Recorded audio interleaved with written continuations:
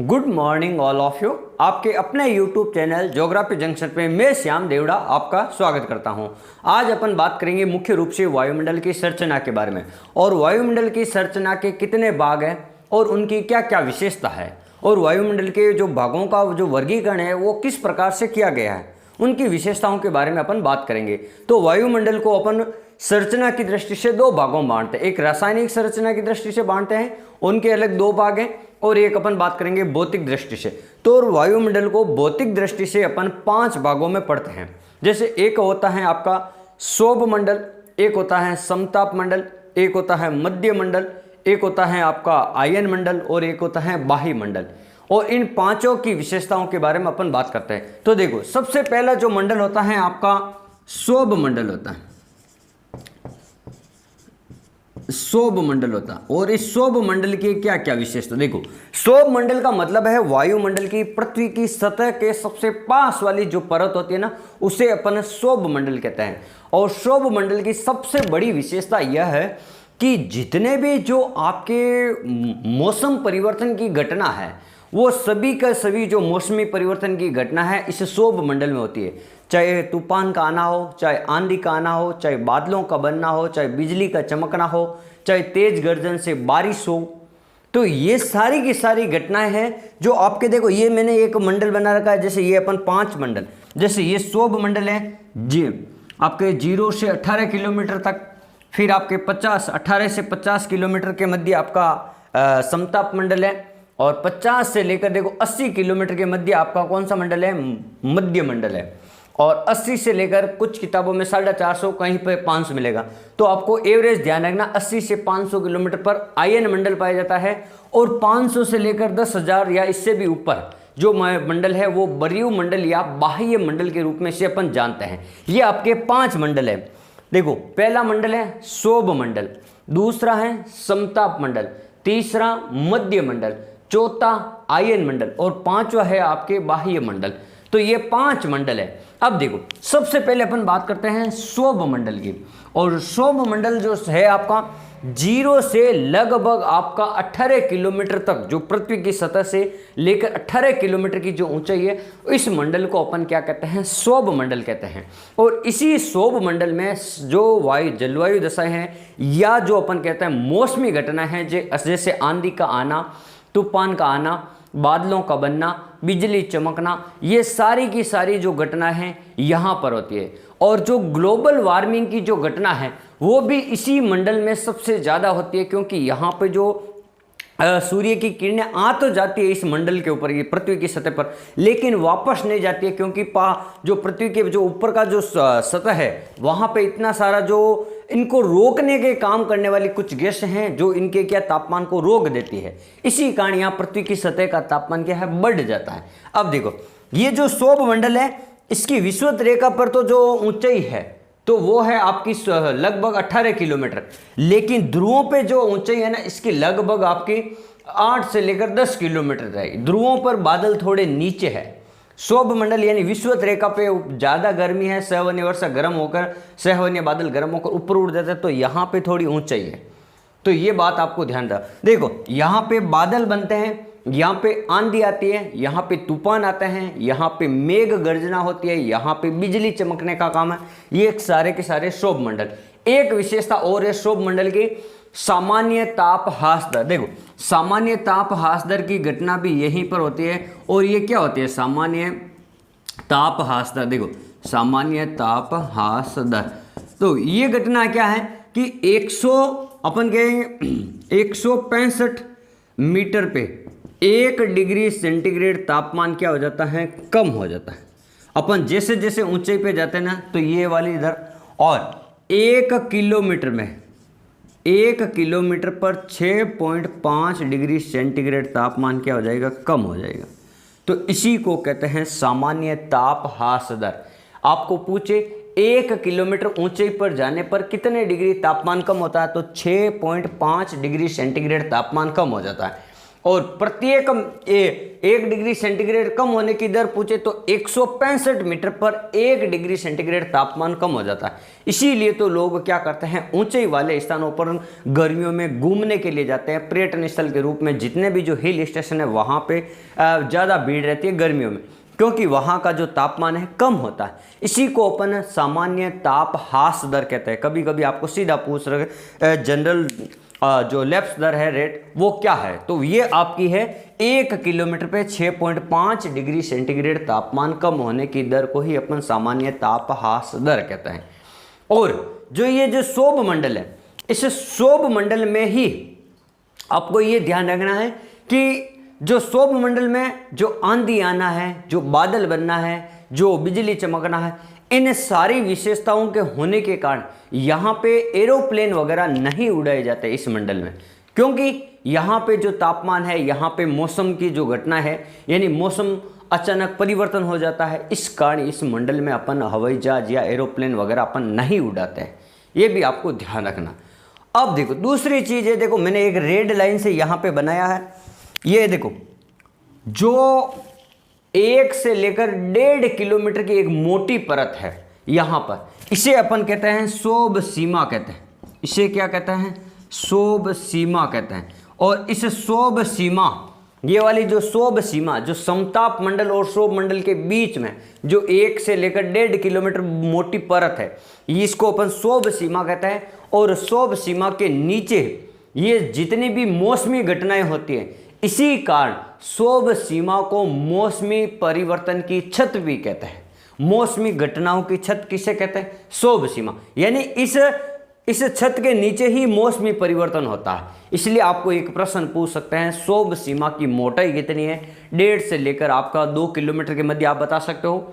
और मौसमी परिवर्तन की छत कौन सी सीमा को कहते हैं, तो आपको ध्यान रखना क्षोभ सीमा को होता है। सामान्य ताप ह्रास दर किसे कहते हैं, सामान्य ताप ह्रास दर है 1 किलोमीटर पे 6.5 डिग्री सेंटीग्रेड तापमान कम हो जाता है ऊंचे पर। और जो ये आपके मौसमी परिवर्तन जो घटना होने वाली ये कौन से मंडल में होती है, तो ये आपको ध्यान रखना क्षोभ मंडल में होती है। और दूसरी बात, जो पृथ्वी की सतह है, इस सतह का जो तापमान है ना 15 डिग्री सेंटीग्रेड औसत माना जाता है, औसत तापमान माना जाता है। जब अपन धीरे धीरे ऊंचाई पर जाएंगे और अपन यहाँ पे जाएंगे क्षोभ सीमा के पास में, तो यहाँ पे तापमान में लगभग कितनी कमी आ जाएगी, -80 डिग्री हो जाएगा। यानी देखो ये प्लस का 15 डिग्री था और ये धीरे धीरे कम होकर कितना हो जाएगा, -80 डिग्री टेम्परेचर हो जाएगा। तो ये भी ध्यान रखना, आपको पूछेंगे क्षोभ सीमा की ऊपरी परत का तापमान कितना होता है या शीर्ष बिंदु का तापमान कितना होता है, तो -80 होता है। तो ये चीज़ भी आपको ध्यान रखनी है। क्षोभ सीमा के बारे में मैंने आपको 4-5 बातें बताई, क्षोभ सीमा में क्या क्या होता है क्षोभ मंडल में, तो ये सारी की सारी बातें आपको ध्यान रखनी। और एक शब्द और कि क्षोभ सीमा, जो क्षोभ आपका शब्द किसने दिया था, क्षोभ सीमा, तो ये आपको ध्यान रखना नेपियर शो ने दिया था। किसने दिया था, नेपियर शो। ये यहाँ पे लिख देता हूँ, नेपियर शो। ये जो क्षोभ सीमा शब्द है ना, ये दिया था आपके नेपियर शो ने दिया था। क्षोभ सीमा शब्द नेपियर शो ने दिया था। और क्षोभ मंडल जो शब्द है ना, ये दिया था जेनरेस डी बोर ने दिया था। क्षोभ मंडल शब्द है ना, ये दिया था जेनरेस डी बोर ने। और क्षोभ सीमा दिया था आपका नेपियर शो ने दिया। अब अपन बात करते हैं समताप मंडल के बारे में। समताप मंडल क्या है और इसकी क्या विशेषता, देखो दूसरा मंडल, ये तो हो गया आपका पहला मंडल। अब अपन बात करते हैं समताप मंडल के बारे में।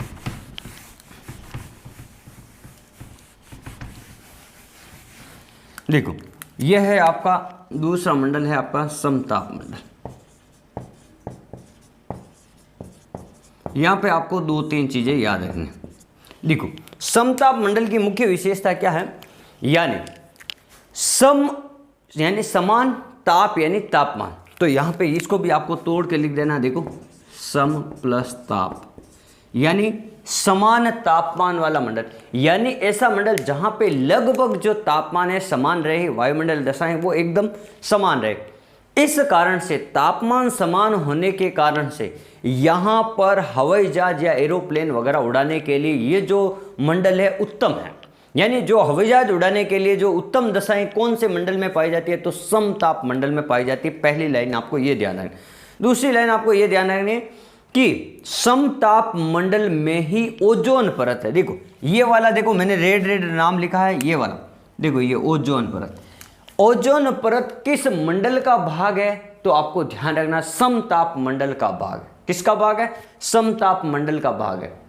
और जो इसकी सर्वाधिक सांद्रता है, ये इसकी सर्वाधिक सांद्रता है आपके ओजोन की, यानी ओजोन परत में ही ओजोन गैस पाई जाती है, जो सूर्य से आने वाली पराबैंगनी किरणों से हमारी क्या करती है? रक्षा करती है।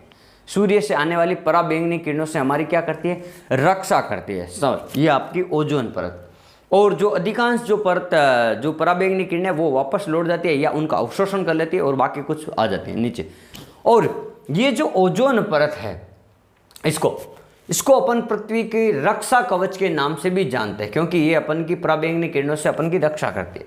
और ओजोन परत कौन से मंडल का भाग है? समताप मंडल का। एरोप्लेन उड़ाने के लिए काम आता है ये मंडल। और ध्यान रखना तीसरा, यहाँ पे मुक्ताब मेघ, यानी कभी कभी इस प्रकार के बादल भी बनते हैं यहाँ पे वाष्पोत्सर्जन की क्रिया के द्वारा।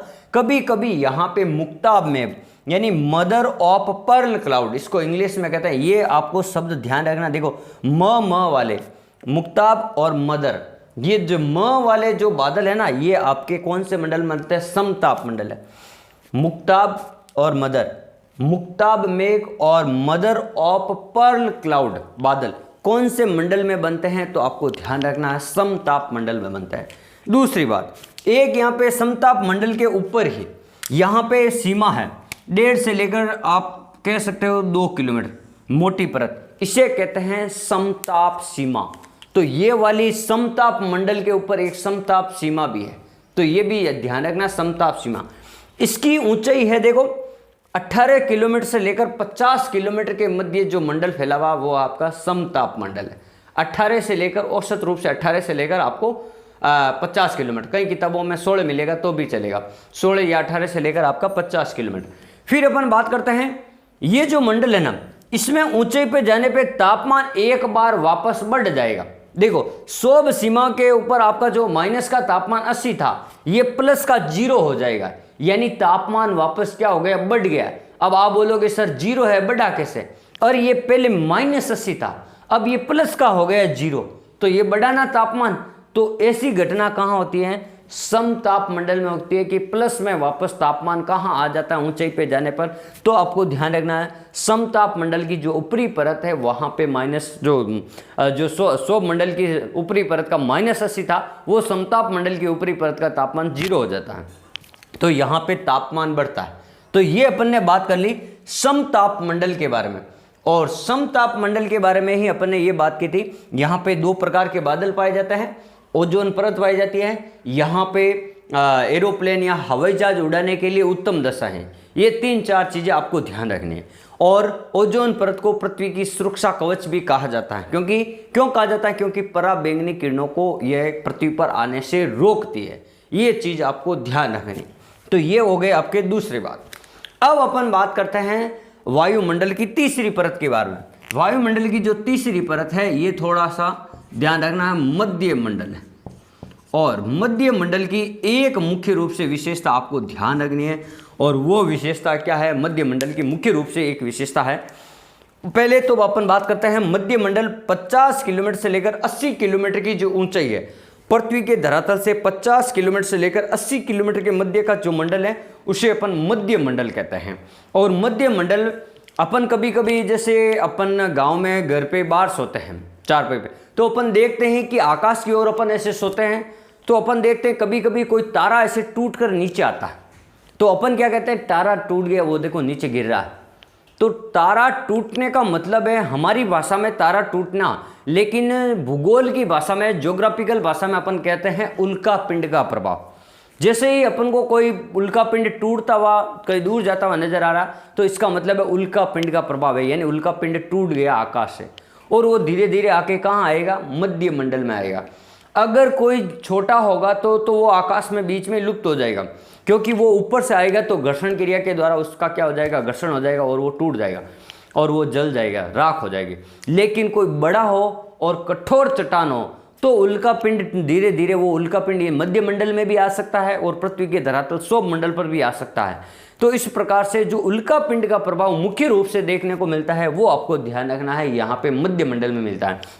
50 से लेकर 80 किलोमीटर की ऊंचाई पर मध्य मंडल पाया जाता है। दूसरी चीज, यहाँ पर नॉक्टिलुसेंट बादल पाए जाते हैं। नॉक्टिलुसेंट बादल कौन से मंडल में पाए जाते हैं? मध्य मंडल में। ये चीज आपको ध्यान रखनी। याद रखने के तरीके से देखो, मध्य मंडल है, म से शुरू होता है तो, और म वाले बादल इसमें है ही नहीं। मुक्ताब और मदर ऑफ क्लाउड कहाँ है? समताप मंडल। तो म से म को नहीं मिला ना, म में यहाँ पे कोई मध्य मंडल नहीं है, ठीक है ना। तो मध्य मंडल में कौन से बादल है? नॉक्टिलुसेंट बादल है, ये आपको ध्यान रखना। दूसरी बात आपको ये ध्यान रखनी है कि मध्य मंडल सबसे ठंडा मंडल है, सबसे ठंडा मंडल है इन पांचों में से। क्यों ठंडा है? देखो, यहाँ पे तापमान था 0 डिग्री, इसके ऊपर समताप मंडल के ऊपर। जैसे ही मध्य मंडल की ऊपरी सीमा पे जाएंगे तो 80 से लेकर -100 डिग्री तक टेम्परेचर हो जाएगा। तो आपको कभी ऐसा पूछ भी ले कि वायुमंडल की परतों में सबसे ठंडी परत कौन सी है, सबसे ठंडा मंडल कौन सा है, तो आपको ध्यान रखना मध्य मंडल है। कौन सा मंडल है? मध्य मंडल है। अब अपन बात करते हैं चौथा आयन मंडल के रूप में। और आयन मंडल है जो 80 किलोमीटर से लेकर लगभग कई किताबों में 400 से 500 मिलेगा, तो अपन बात कर लेते हैं 500 किलोमीटर की। यानी जो आपका आयन मंडल है, मध्य मंडल के ऊपरी सीमा, मध्य मंडल से ऊपर 80 किलोमीटर से लेकर 500 किलोमीटर की सीमा के मध्य जो पाया जाता है उसे अपन आयन मंडल कहते हैं। आयन मंडल के बारे में अपन 2-3 बातें ध्यान रखेंगे कि आयन मंडल में आपको ध्यान रखना रेडियो तरंगे प्रभावित होते हैं। अपन जैसे टीवी चलाते हैं, मोबाइल चलाते हैं या अन्य कोई इलेक्ट्रॉनिक आइटम चलाते हैं, तो उनका जो संबंध है, जो रेडियो तरंगों का संबंध है, वो सीधा सीधा आपके आयन मंडल से। अपन यहाँ पे हैं, अपन देखो पृथ्वी के धरातल पर यहाँ पे है, यहाँ से तरंग जाएगी और इस मंडल से टकराकर यहाँ वापस आएगी। फिर अपन से मोबाइल से बात होगी या टीवी का रिमोट चलेगा या अन्य इलेक्ट्रॉनिक आइटम चलने का कारण ये वाला। यानी रेडियो तरंगों का जो परावर्तन कौन से मंडल से होता है, रेडियो तरंगों का प्रभाव कौन से मंडल में देखने को मिलता है, तो आपको ध्यान रखना आयन मंडल में। ये यहाँ पे लिख देते हैं आयन मंडल।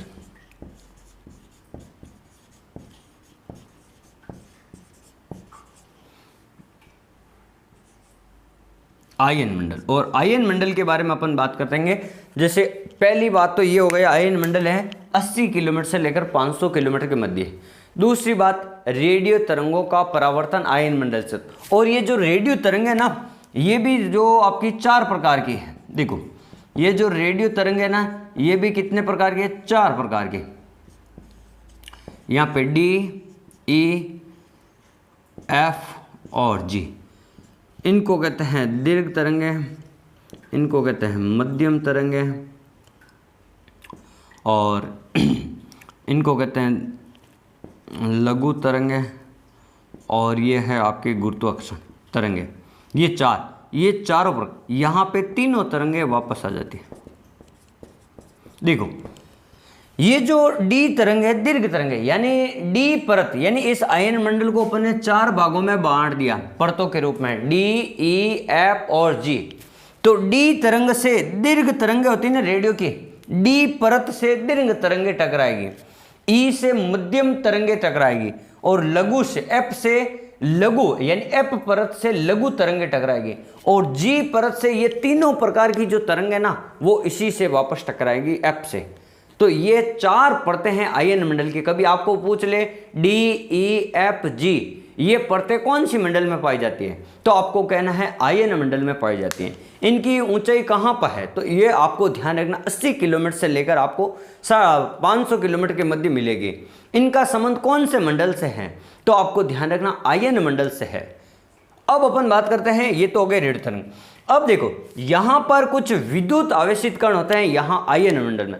तो विद्युत आवेशित कण क्या करते हैं, आपस में टकराते हैं, संपर्क में आते हैं, तो यहाँ पर एक विशेष प्रकार की चमक उत्पन्न होती है, और विकिरण की प्रक्रिया द्वारा, विकिरण ऊष्मा द्वारा। तो ये जो विशेष प्रकार की चमक है ना, इसे अपन ज्योति कहते हैं। क्या कहते हैं? ज्योति कहते हैं। और इस ज्योति का भी जैसे उत्तरी गोलार्ध और मध्य गोलार्ध में अलग अलग नाम है। जैसे देखो, यह अपन बात करते हैं, इसको मैंने आपको एक शॉर्ट वीडियो में बताया था कि ये जो ज्योति है इसको याद रखने के लिए किस प्रकार से अपन याद रखते हैं। देखो, ये आपका ग्लोब है, ये हो गई आपकी भूमध्य रेखा, भूमध्य रेखा, और ये हो गया आपका उत्तरी ध्रुव, उत्तरी ध्रुव, ये हो गया आपका दक्षिणी ध्रुव। अब देखो उत्तरी ध्रुव पे इसे अपन क्या कहते हैं, उत्तरी ध्रुव पे इसे अपन कहते हैं अरोरा बोरियलिस, अरोरा बोरियलिस, और इसे अपन क्या कहते हैं, अरोरा ऑस्ट्रेलिस कहते हैं। और मैं आपको ट्रिक भी वापस बताने वाला, अरोरा ऑस्ट्रेलिस, ये मैंने आपको बताया था। यानी याद रखने के लिए उत्तरी ध्रुव पे इसे कहते हैं अरोरा बोरियलिस और दक्षिणी ध्रुव पे इसे कहते हैं अरोरा ऑस्ट्रेलिस, और इसी का ही अन्य नाम है अरोरा बोरियलिस को ही अपन क्या कहते हैं, सुमेर ज्योति, सुमेर ज्योति, और इसे कहते हैं अपन कुमेर ज्योति। देखो इसको मैंने याद रखने के लिए आपको बताया था BOS, और इसको मैंने याद रखने के लिए बताया था AK-47। देखो इसका मतलब क्या होता है, देखो देखो सबसे पहले तो अगर अरोरा ऑस्ट्रेलिस और बोरियलिस पूछे तो आपको कैसे याद रखना कि जो ऑस्ट्रेलिया जो महाद्वीप है ना वो दक्षिणी गोलार्ध में है, दक्षिणी गोलार्ध में है, तो देखो ऑस्ट्रेलिया नीचे है, तो अरोरा ऑस्ट्रेलिस नीचे है। अब ये नाम नहीं पूछे, ये पूछ लिया कुमेर ज्योति, सुमेर ज्योति, फिर आप बोलोगे सर ये कैसे हो गया। फिर आपको ध्यान क्या रखना, सुमेर ज्योति और कुमेर ज्योति में यहाँ पे देखो मैं इन दोनों को B और S को साथ में लिख रहा हूँ, अपन कहते हैं ना बोस, बॉस, तो बो यानी ब का मतलब हो गया बोरियलिस, और इसको साथ में याद रखने के लिए यानी बोरियलिस को ही अपन क्या कहते हैं, सुमेर ज्योति, तो बॉस। और ऑस्ट्रेलियस बॉस क्या रखता है, AK-47 रखता है, यानी बंदूक रखता है बॉस, तो A का मतलब हो गया आपका ऑस्ट्रेलिस और K का मतलब हो गया कुमेर ज्योति। तो बॉस के पास में क्या है, AK-47। तो आपको ये भी याद रख सकते हो कि ऊपर कौन से हैं, उत्तरी गोलार्ध, दक्षिणी गोलार्ध में कौन सा है। तो ये जो विद्युत आवेशी जो चुंबकीय जो कण होता है ना, ये इस एक विशेष प्रकार की विद्युत पैदा करते हैं, यानी अपन चमक पैदा करते हैं। इसी को अपन क्या कहते हैं, उत्तरी गोलार्ध में अरोरा बोरियलिस, दक्षिणी गोलार्ध में अपन इसे कहता है अरोरा ऑस्ट्रेलिस, और उत्तरी गोलार्ध में इसका अन्य नाम है जो अपन कहते हैं सुमेर ज्योति, और दक्षिणी गोलार्ध में इसका अन्य नाम है कुमेर ज्योति। अब अपन बात करते हैं पांचों मंडल, बाह्य मंडल, और ये जो पांचों मंडल है ना, इस पांचों मंडल को मुख्य रूप से अपन बात करेंगे कि भाई बाह्य मंडल के रूप में यहां से हमेशा तापमान वृद्धि होता रहता है इस मंडल के बाद में, यानी इस मंडल के बाद में कहीं पर भी वापस तापमान में कमी नहीं आएगी। तो आज हमने पढ़ा मुख्य रूप से वायुमंडल की संरचना में भौतिक संरचना के रूप में अपन ने 5 मंडल पढ़े, शोभ मंडल पढ़ा, समताप मंडल पढ़ा, और आयन मध्य मंडल पढ़ा, आयन मंडल पढ़ा, और बाह्य मंडल। 2 मिनट में मैं आपको बता देता हूं। देखो शोभ मंडल की विशेषता, शोभ मंडल जो शब्द है ना, जनरेस डी बोर ने काम में लिया था। यहाँ पे सामान्य ताप दर 1 किलोमीटर पे 165 किलोमीटर प्रति सेकंड होती है, 1 किलोमीटर के ऊपर 165 डिग्री सेंटीग्रेड होती है, यानी हमेशा कम हो जाता है 6.5 डिग्री।